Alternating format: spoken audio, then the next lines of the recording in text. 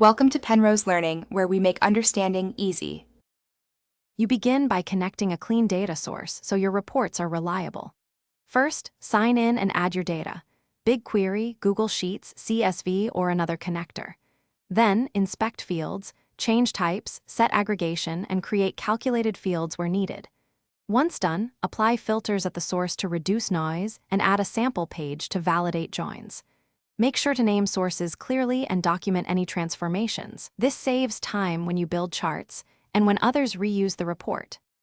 You now construct the visual story by placing charts and controls on the canvas.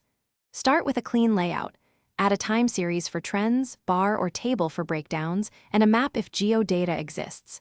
Then add interactive controls, date range, filter widgets, drop-downs, so viewers can explore.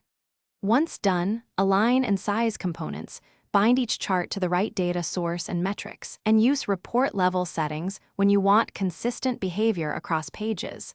This reduces repetition and keeps interaction coherent. You finish by validating and sharing your report so stakeholders get accurate insights.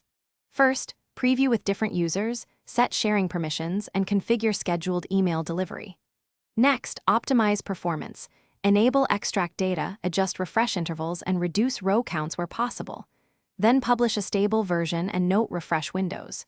If things go wrong, check joins, date-time zone mismatches, connector quotas, and failed refresh logs. Often resolving a bad join or time zone immediately fixes. Thanks for watching. If this was helpful, leave a like and consider subscribing. See you next time.